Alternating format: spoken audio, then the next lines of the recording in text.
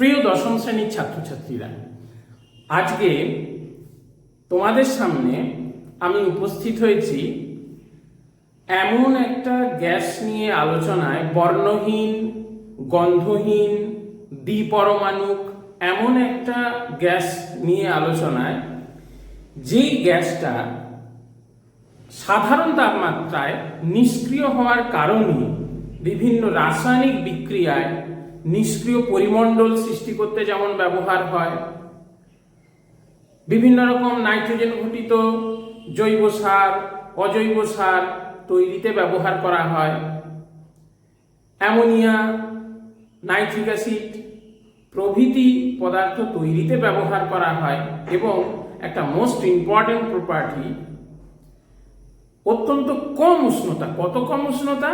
প্রায় -196 degree centigrade থেকে প্রায় -210 ডিগ্রি সেন্টিগ্রেড, এতটাই নিম্ন উষ্ণতা সৃষ্টি করতে যার তরল অবস্থাটা ব্যবহার করা হয়, সেই গ্যাসটাকে নিয়ে আজকে আমরা আলোচনা করব। গ্যাসটা কি? গ্যাসটা হলো নাইট্রোজেন, N2। দেখো, যে বিষয়টা নিয়ে শুরু করেছিলাম, নাইট্রোজেন গ্যাস সাধারণ তাপমাত্রায় নিষ্ক্রিয় কেন? না, তোমরা রাসায়নিক বন্ধন এই অধ্যায়টাতেই পড়েছ। নাইট্রোজেন এই দ্বিপরমাণু মৌলটা, অর্থাৎ দুটো পরমাণু নিয়ে গঠিত হয়েছে। এখানে কিন্তু দেখো, তোমরা অলরেডি জানো দুটো পরমাণুর মধ্যে একটা ত্রিবন্ধন, দৃঢ় ত্রিবন্ধন দ্বারা এরা যুক্ত হয়ে নাইট্রোজেনের একটা অণু তৈরি করে। ঠিক আছে, এর ফলে এই ত্রিবন্ধনকে ভেঙে এদের পরমাণুগুলোকে মুক্ত অবস্থায় আনতে গেলে প্রচুর তাপ শক্তির প্রয়োজন হয়, যেটা কিন্তু কখনোই সাধারণ তাপমাত্রা বা চাপে সম্ভবপর হয় না। এই কারণে স্বাভাবিক তাপমাত্রায় নাইট্রোজেন গ্যাস কিন্তু নিষ্ক্রিয়। এখন আমরা প্রথমে পড়া শুরু করব আমাদের নাইট্রোজেন গ্যাসের পরীক্ষাগার প্রস্তুতির প্রারম্ভিক উপাদান কি কি। নাইট্রোজেন গ্যাস দেখা যায় অ্যামোনিয়াম নাইট্রাইট, এই যৌগটা নিয়ে যদি তুমি তাপ দেওয়া হয়, খুব সহজেই কিন্তু নাইট্রোজেন পাওয়া যায়। বুঝতে পেরেছো তো? কিন্তু অ্যামোনিয়াম নাইট্রাইটকে সরাসরি কিন্তু কখনোই তাপ দিয়ে আমরা নাইট্রোজেন গ্যাস তৈরি করতে পারি না। তার কারণ এটা এত তাড়াতাড়ি রিঅ্যাকশন করে, এত বেশি পরিমাণ তাপ উৎপন্ন হয় যে বিস্ফোরণ ঘটার পর্যন্ত সম্ভাবনা থাকে। ওই জন্য আমরা কি করি?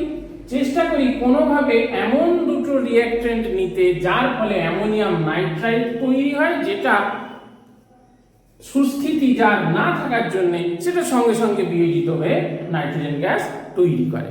তার জন্য আমরা কি করি না, সোডিয়াম নাইট্রাইট এবং অ্যামোনিয়াম ক্লোরাইড এই দুটো যৌগ ব্যবহার করি।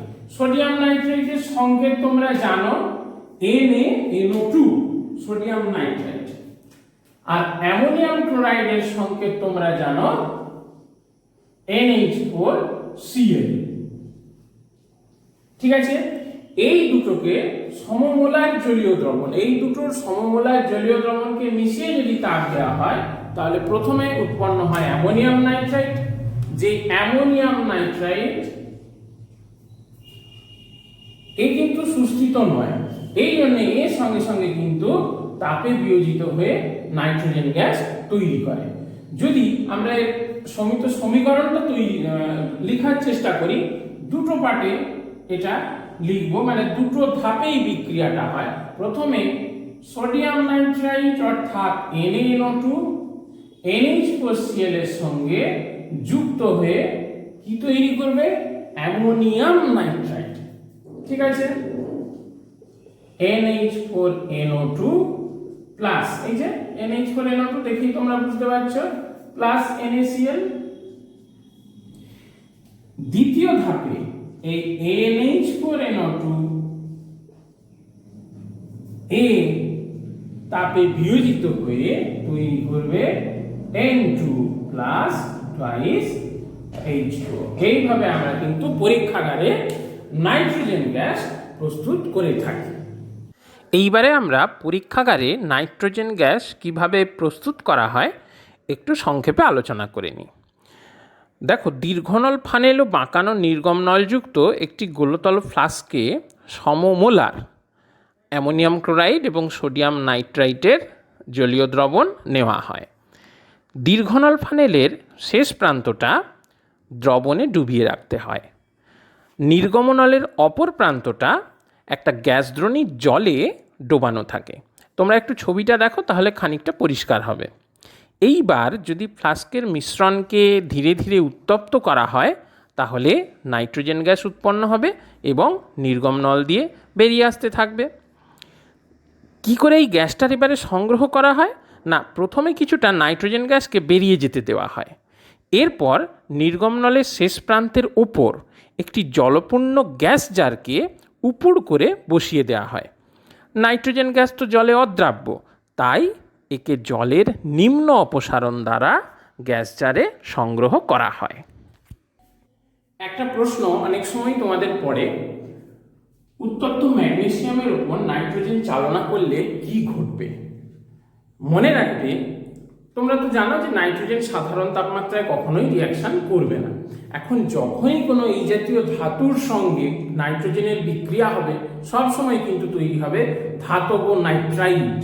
নর্মাল টেম্পারেচারে কিন্তু বিক্রিয়া কখনোই ঘটবে না, এটা মনে রাখবে। তাহলে এই ক্ষেত্রে উত্তপ্ত ম্যাগনেসিয়ামের উপর নাইট্রোজেন চালনা করছি, তাহলে তৈরি হবে তোমার ম্যাগনেসিয়াম নাইট্রাইট। লিখছি, ব্যালেন্সটা এক্ষুনি করে দিচ্ছি, Mg + N2 সমান Mg3N2। এখানে 3 আছে, তাহলে এখানে 3 হবে। একটা কনসেপ্ট সবসময় মনে রাখবে, এই জাতীয় ধাতব নাইট্রাইটের যদি আদ্র বিশ্লেষণ ঘটানো হয়, মানে জলের সাথে বিক্রিয়া, কিন্তু সবসময় কিন্তু তৈরি হবে অ্যামোনিয়া গ্যাস। এইটা যেন তোমাদের খেয়াল থাকে। তাহলে এই জাতীয়র মধ্যে Mg3N2 নিয়ে আমাদের কিন্তু সিলেবাসে আছে Mg3N2। তাহলে এই ক্ষেত্রে Mg3N2 যদি আদ্র বিশ্লেষণ ঘটানো হয়, অনেক সময় একটা কনসেপ্ট তোমাদের ক্লিয়ার রাখতে হয়, পরবর্তীকালে কাজে লাগতে পারে। তোমাকে বলতে পারে ম্যাগনেসিয়ামের সঙ্গে উত্তপ্ত ম্যাগনেসিয়ামের উপর নাইট্রোজেন গ্যাস চালনা করলে যে সাদা কঠিন পদার্থটি উৎপন্ন হয়, তার আদ্র বিশ্লেষণ ঘটানোর ফলে কোন গ্যাস উৎপন্ন হয়। দেখো, বিক্রিয়া করলেই বুঝতে পারবে। এখানে সাদা কঠিন পদার্থ ম্যাগনেসিয়াম নাইট্রেট, তার আদ্র বিশ্লেষণ ঘটাচ্ছি, অর্থাৎ H2O সমান, এক্ষুনি ব্যালেন্স করছি, ধাতব হাইড্রোক্সাইড MgOH এর হোল টুয়াইস প্লাস 2 আছে, তার মানে 2NH3। দেখো 3 দুগুণে 6, আর এখানে আচ্ছা Mg3 আছে, তাহলে এখানে 3 বসাচ্ছি। হাইড্রোজেন 3 দুগুণে 6, এখানে 3 দুগুণে 6 12টা আছে, তার মানে এখানে 6। পরমাণু সংখ্যা হাইড্রোজেনের ব্যালেন্স করে দিলাম, বিক্রিয়া ব্যালেন্স হয়ে গেল। ঠিক আছে, তাহলে যে প্রশ্নটা বলছিলাম, উত্তপ্ত ম্যাগনেসিয়ামের উপর নাইট্রোজেন গ্যাস চালনা করার ফলে যে কঠিন পদার্থটা পাওয়া গেল, সাদা কঠিন পদার্থ, তার আদ্র বিশ্লেষণে কোন গ্যাস পেলাম? দেখো, অ্যামোনিয়া গ্যাস পেলাম। তাহলে এরপরে এখানে যদি একে নেসলার বিকারকের দ্রবণে যদি এই গ্যাসটা চালনা করা হয়, তাহলে কালারটা কি হয়ে যাবে? তোমরা আগেই পড়েছো, কালারটা কিন্তু হয়ে যাবে বাদামি বর্ণ। তাহলে দেখো, এই পদ্ধতি বা এই পর্যবেক্ষণ থেকে কিন্তু তুমি ঘুরিয়ে নাইট্রোজেন গ্যাসকেও শনাক্ত করতে পারো। কিরকম? ধরো, কিভাবে শনাক্ত করতে পারো না, তোমাকে হয়তো আমি বললাম একটি বর্ণহীন গন্ধহীন দ্বিপরমাণু গ্যাসের সঙ্গে উত্তপ্ত ম্যাগনেসিয়াম এর উপর এই বর্ণহীন গন্ধহীন দ্বিপরমাণু গ্যাসটি চালনার ফলে যে কঠিন পদার্থটি উৎপন্ন হলো, তার আদ্র বিশ্লেষণে অ্যামোনিয়া গ্যাস এবং ধাতব হাইড্রোক্সাইডটি উৎপন্ন হলো, ম্যাগনেসিয়াম হাইড্রোক্সাইডটি উৎপন্ন হলো। ওই বর্ণহীন গন্ধহীন দ্বিপরমাণু গ্যাসটা হাইড্রোজেন না অক্সিজেন না নাইট্রোজেন শনাক্ত করো। খুব সহজে তুমি কিন্তু ব্যাক করে করে শনাক্ত করতে পারবে। এই যে এখানে অ্যামোনিয়া তৈরি হয়েছে, এই নেসলার বিকারককে বাদামি করেছে, তার মানে এটা অ্যামোনিয়া। এর সঙ্গে এবারে ব্যালেন্স করে করে বিপরীত দিকে দেখছি, এটা তৈরি হয় ম্যাগনেসিয়াম নাইট্রাইট থেকে, তার মানে ম্যাগনেসিয়াম নাইট্রাইট তৈরি হয়েছে উত্তপ্ত ম্যাগনেসিয়ামের উপর, নিশ্চয়ই নাইট্রোজেন গ্যাস চালনার ফলে। তাহলে এইভাবে কিন্তু নাইট্রোজেনও আমরা শনাক্ত করতে পারি।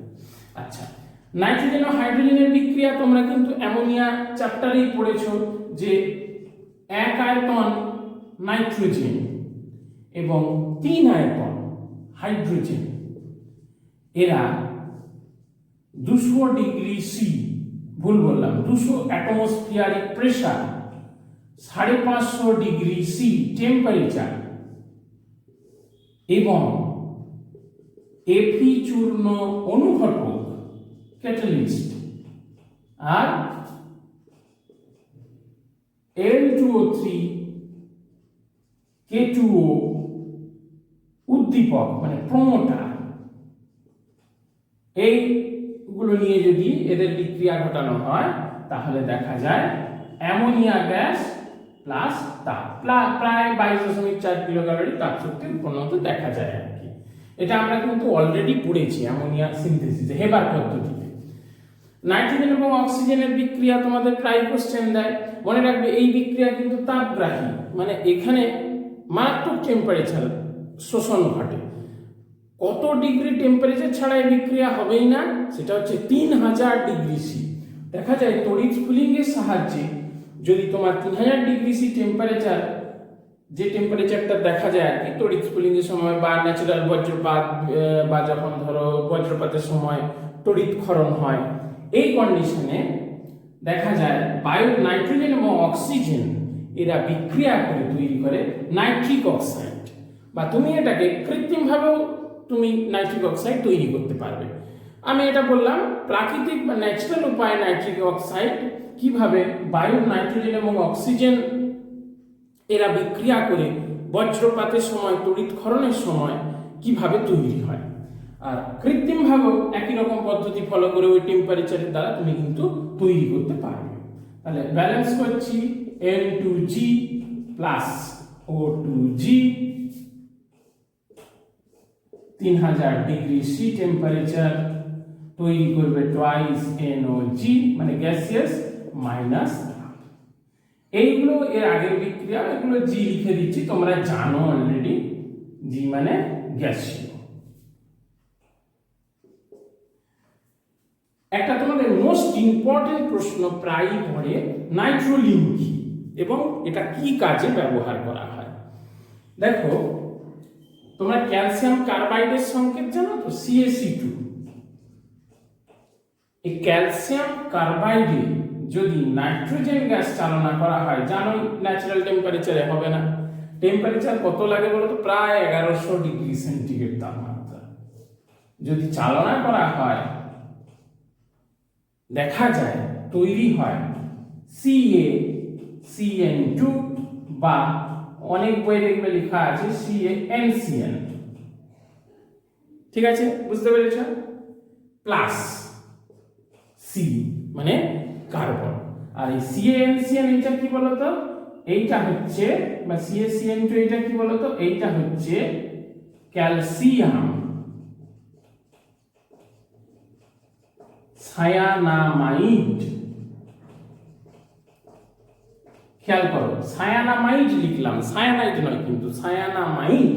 আর এটা কার্বন, আর এই ক্যালসিয়াম সায়ানামাইড আর কার্বন এই মিক্সচারটাকেই বলা হয় কিন্তু নাইট্রোলিন।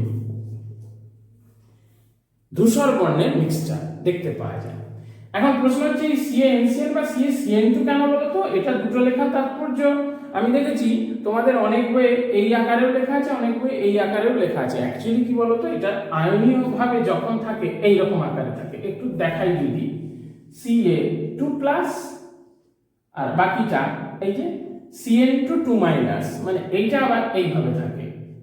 N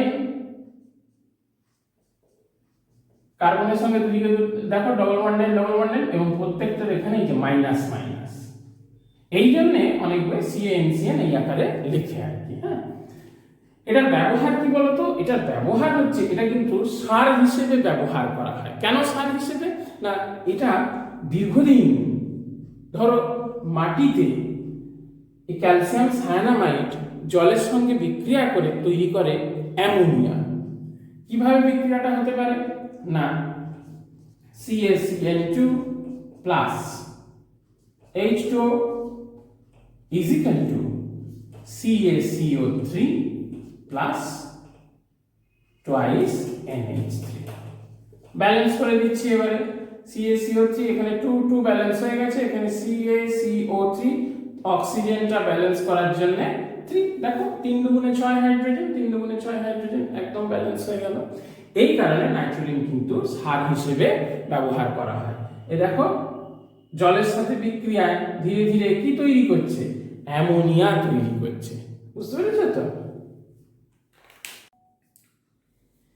এরপরে যে মোস্ট ইম্পর্টেন্ট যে বিষয়টা আমরা পড়বো সেটা হলো নাইট্রোজেন সংবন্ধন। নাইট্রোজেন সংবন্ধন কি না, বায়ুমণ্ডলীয় নাইট্রোজেনকে যে পদ্ধতিতে, সে প্রাকৃতিক উপায় হতে পারে বা কৃত্রিম উপায় হতে পারে, উদ্ভিদের ব্যবহার উপযোগী যৌগে রূপান্তরিত করা হয় সেটাকেই বলা হয় নাইট্রোজেন সংবন্ধন।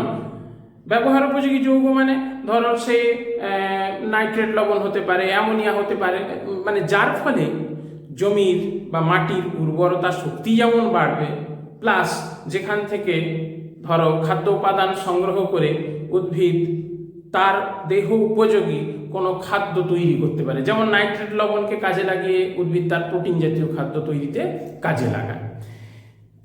কৃত্রিম উপায় যেমন আমরা হেবার পদ্ধতিতে অ্যামোনিয়া সিনথেসিস কিন্তু পড়েছি।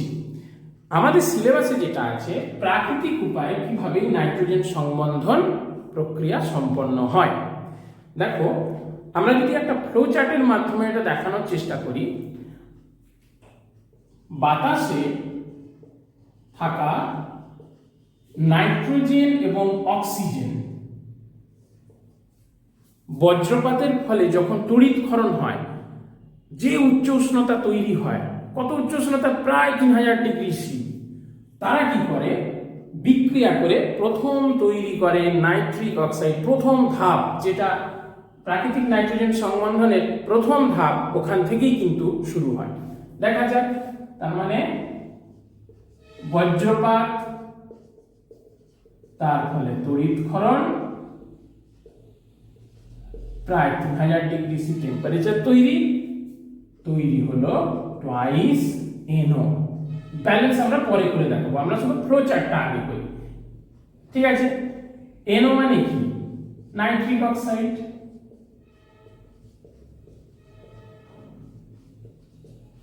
হলো, এইটাই কিন্তু তোমার স্টেপ 1। এরপরে নেক্সট, এই নাইট্রিক অক্সাইড বাতাসের অক্সিজেনের সঙ্গে যুক্ত হয়ে অক্সিজেন কি করবে, একে জারিত করে দেবে, তৈরি করবে বাদামি বর্ণের নাইট্রোজেন ডাই অক্সাইড।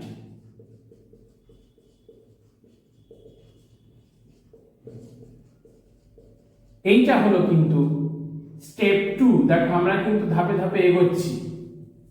নেক্সট কি হবে, এই নাইট্রোজেন ডাই অক্সাইড বৃষ্টির জলের সঙ্গে বিক্রিয়া করে তৈরি করবে HNO3 এবং HNO2।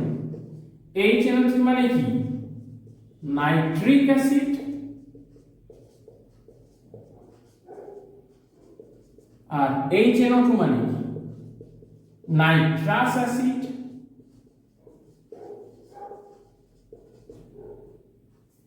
এই যে স্টেপ, এই স্টেপ কিন্তু হলো স্টেপ 3। এরপরে আমরা লাস্ট স্টেপে প্রবেশ করব। সেটা কি রকম, এইগুলো যখন এবারে মাটিতে এসে মিশছে, ভূপৃষ্ঠে এসে মিশছে, তখন ভূপৃষ্ঠে ক্ষারীয় পদার্থ, ক্ষারীয় উপাদানের সাথে এগুলো বিক্রিয়া করছে। ভূপৃষ্ঠের ক্ষারীয় উপাদান বিক্রিয়া করে কি করবে, আমরা তো জানি অ্যাসিড আর ক্ষারীয় বিক্রিয়ায় লবণ তৈরি হয়। কি লবণ হবে বলতো, ক্ষার বা ক্ষারীয় মৃত্তিকা ধাতুর নাইট্রেট লবণ। অ্যাকচুয়ালি কি হয় বলতো, নাইট্রাস অ্যাসিড একে ভূপৃষ্ঠে থাকা যেগুলো ধরো বায়ুজীবী অণুজীব জারিত করে দেয়, দিয়ে আলটিমেটলি সেই নাইট্রিক অ্যাসিডেই কনভার্ট করে দেয়। ওই জন্য আলটিমেটলি নাইট্রিক অ্যাসিডের সাথে এই ভূপৃষ্ঠের ক্ষারীয় উপাদানগুলোর বিক্রিয়া ঘটে এবং যার ফলে ক্ষার বা ক্ষারীয় মৃত্তিকা ধাতুর নাইট্রেট লবণ উৎপন্ন হয়, যেটা উদ্ভিদ এবারে তার প্রয়োজন মতো ব্যবহার করতে পারে। এই যে আমরা ফ্লো চার্টটা দিলাম, এই চার্টটাকে ফলো করে করে এবারে আমরা রাসায়নিক বিক্রিয়াগুলো করার চেষ্টা করি। দেখো তোমরা একটু এবারে মনে করো, আচ্ছা লাস্ট যে স্টেপ এটাই স্টেপ 4। এবারে আমরা রাসায়নিক বিক্রিয়াগুলো করছি। নাম্বার 1 স্টেপ 1, এখানে কি হয়েছে? Formation of nitric oxide. Balance করছি N2G প্লাস O2G, টেম্পারেচার হচ্ছে তোমার 3000 ডিগ্রি C, তৈরি হয়েছে টুয়াইস NO নাইট্রিক অক্সাইড। আর লিখছি না। স্টেপ 2, এই নাইট্রিক অক্সাইড বাতাসের অক্সিজেনের দ্বারা জারিত হয়ে তৈরি করেছে nitrogen dioxide. Step 3,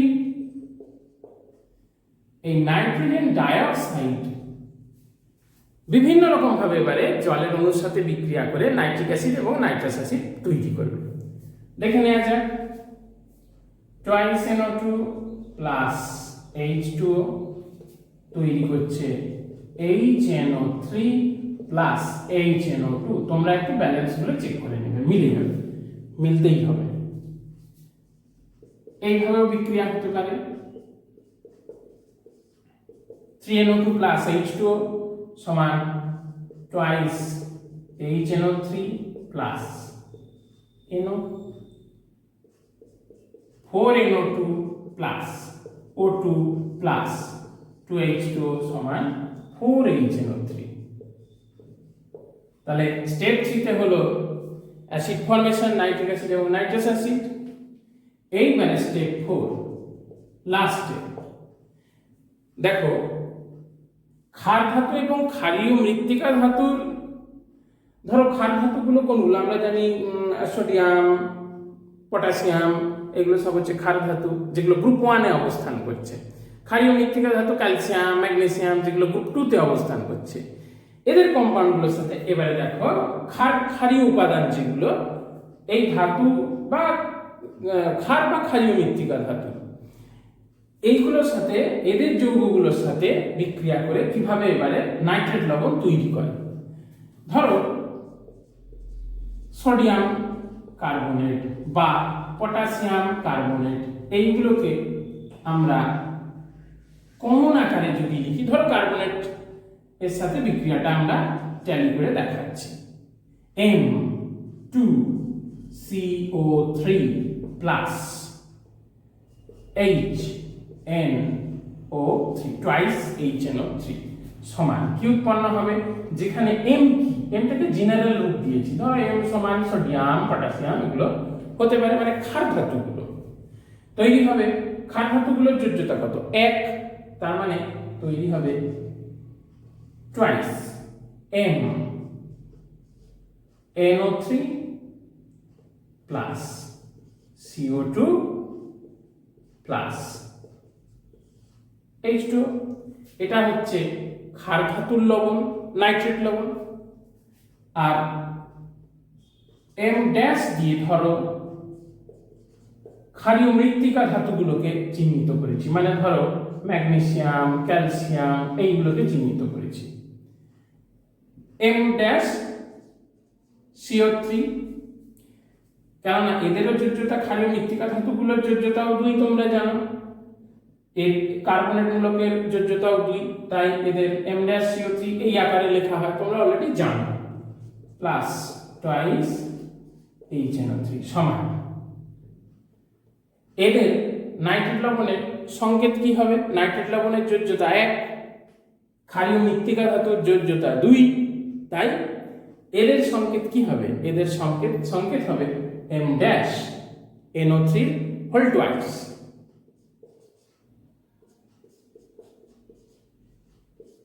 M dash NO3 whole twice plus CO2 plus H2O। দেখো এইভাবে ক্ষারীয় মৃত্তিকা ধাতুর নাইট্রেট লবণ তৈরি হলো, যেটা উদ্ভিদ তার প্রয়োজনে কাজে লাগাতে পারে। এইভাবে কিন্তু প্রাকৃতিক নাইট্রোজেন সংবন্ধনের স্টেপগুলো আমরা রিঅ্যাকশনের মাধ্যমে দেখাতে পারি। তোমরা পড়াশোনা করো, আশা করি বুঝতে পারবে।